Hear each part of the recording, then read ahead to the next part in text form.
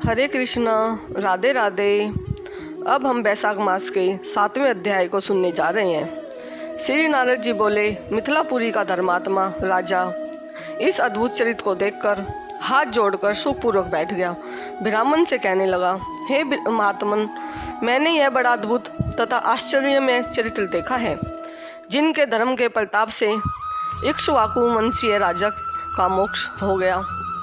इस धर्म को विस्तार से कृपा कर मुझ पर दया करके सुनाइए। राजा के प्रश्न को सुनकर महात्मा श्रुतदेव धन्य है कह राजा की प्रशंसा करते हुए बोले, हे सौम्य, शुभ भागवत धर्मों का वर्णन मैं तेरे आगे कहता हूँ।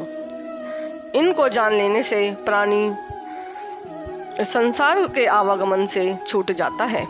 बैसाख में जो धर्म है, जैसे जल का घड़ा देना, प्याऊ लगाना, मार्ग में छाया करना, बावड़ी, कुआं, तालाब, धर्मशाला बनवाना, सूर्योदय से पहले ही प्रतिदिन स्नान करना, मधुसूदन भगवान का सुगंधित कोमल पुष्पों से पूजन करना, कथा सुनना, मार्ग से थके हुए की हवा करना, श्रम को दूर करने वाला गोरस, गुड़ का शरबत पिलाना, जूता खड़ाऊं, छतरी, पंखा, तिल, शहद, ईख, कपूर, कस्तूरी, चंदन आदि सुगंधित वस्तु, शैया, खाट, फल, दही, नैवेद्य इत्यादि दान करना, गौं को घास डालना, अन्नदान इत्यादि करना, शरीर पर तेल आदि मर्दन न करना, पत्ते पर भोजन करना।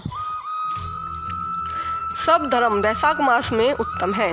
स्त्रियों को माधव भगवान का पूजन फूलों से करना चाहिए। ऐसा न करने से पुत्र, आयु तथा पति सुख प्राप्त नहीं होता। बैसाख मास में जल व अन्नदान भूखे प्राणियों को अवश्य कराना चाहिए। न कराने से पशु और पिशाच की योनि मिलती है। हे राजन, मैं अन्नदान न करने की एक अद्भुत कथा तेरे सामने कहता हूँ। रेवा नदी के किनारे मेरे पिता पिशाच होकर भूख और प्यास के मारे स्थिर होने से उनकी सुधा और तृष्णा बढ़ गई थी।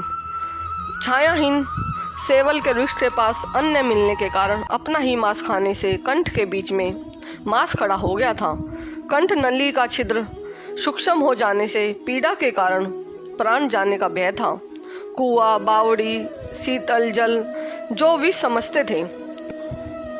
मैं गंगा यात्रा के निमित्त जा रहा था, तब मार्ग में देवयोग से रेवा नदी के किनारे पर पहुंचा। वहां यह अद्भुत दृश्य देखा कि सालमली के वृक्ष की जड़ से एक पिशाच भूखा प्यासा चिल्लाता हुआ अपना मांस खा रहा है। वह पापी मुझे मारने के लिए दौड़ा, परंतु मेरे तेज के मारे निहत हो गया। मेरे हृदय से दया उत्पन्न हुई। तब मैंने उससे कहा, डर मत, तू कौन है, जल्दी बता, तुझे कष्ट से अभी छुड़ा दूंगा। मेरे ऐसा कहने पर अपना पुत्र मुझे न जान कहने लगा कि पहले मैं अनर्त देश में भूराख्य नगर में जन्मा था। मेरा नाम मैत्र था और संस्कृति गोत्र में उत्पन्न हुआ था। तप, दान, विद्या और यज्ञ आदि मैंने बड़ी निष्ठा से संपूर्ण किए और विद्या पढ़ी और पढ़ाई। संपूर्ण तीर्थों में स्नान किए।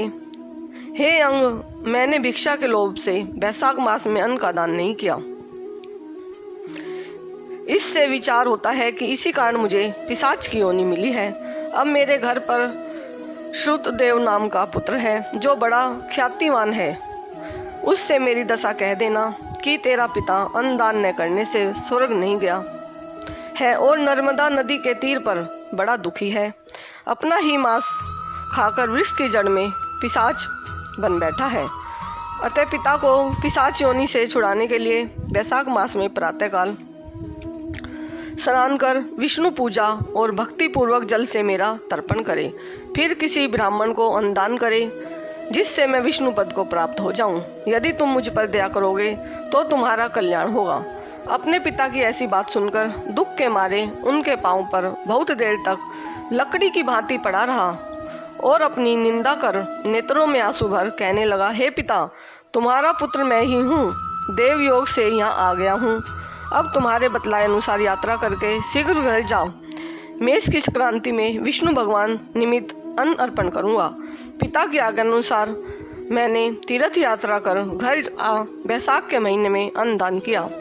तब मेरे पिता पिशाच योनि से मुक्त हो विमान पर चढ़ मुझे आशीर्वाद दे विष्णु लोक को गए, जहाँ से फिर कभी वापस नहीं आते। इसीलिए अन्नदान सब शास्त्रों ने बड़ा धर्म कहा है। हे राजन, यह सब धर्मों का सारभूत है जो मैंने तुम्हारे से कहा। अब और किस बात को सुनने की इच्छा है सो पूछो, मैं तुमसे सत्य कहूँगा। वैशाख महात्म 7वां अध्याय संपूर्ण हुआ। हरे कृष्णा, राधे राधे।